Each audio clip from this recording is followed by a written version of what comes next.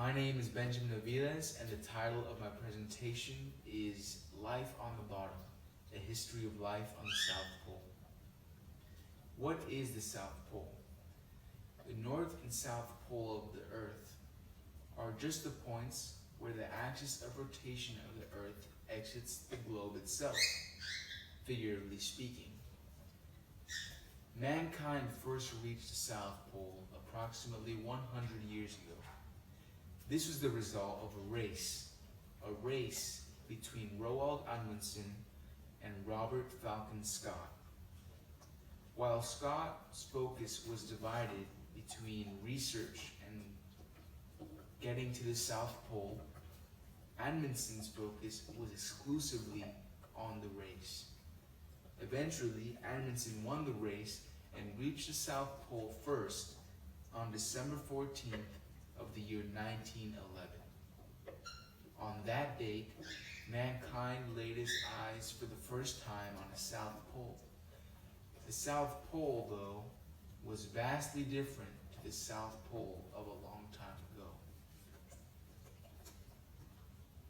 At one point in time, the South Pole was exactly that, just a point in the Pantalasic Ocean, the ocean surrounding the supercontinent of Pangaea.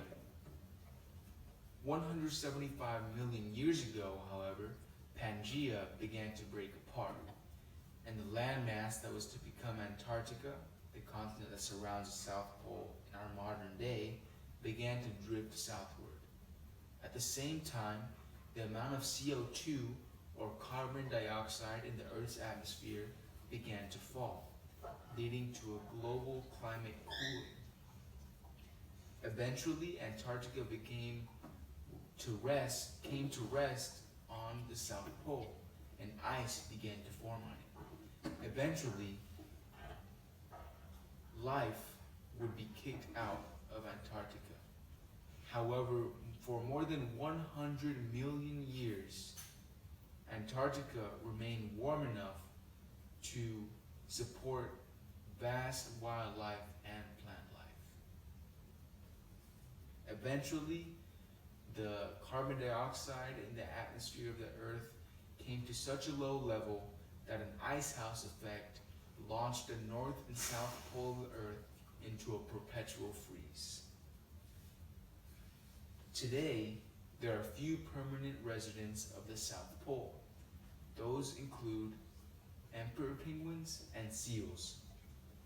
These species rely on the Southern Ocean that surrounds Antarctica. The Southern Ocean that surrounds Antarctica contains currents that upwell nutrients from the seabed to the ocean life in the Southern Ocean. These rich nutrients are the food for billions of tiny krill, and these krill, in turn, are the base for the food chain that include emperor penguins, seals, skuas, and other birds that come to Antarctica and the islands around it to breed. Close to the pole, life is a lot more scarce. That is because there, it is drier than any other desert in the globe. However, life still is present in form of research facilities. Ever since the second expedition to the South Pole in 1956, scientists have lived uninterrupted on the continent of Antarctica. One demonstration of this is the Amundsen-Scott South Pole Station, which was erected in 1956 and 1957. Other permanent facilities are scattered around the continent. There are, however, other newcomers to the continent of Antarctica. One of those is the Gentoo penguin. Unlike their ice-loving emperor penguin cousins, the Gentoo penguin make use of rocky shores to make their nests. Today, global warming has exposed an unprecedented amount of rocks on the shores of Antarctica.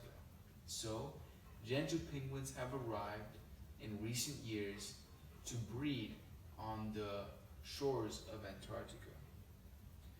As the globe continues to warm, time will answer what kind of life reaches Antarctica and what kind of life is kicked out of Antarctica as well.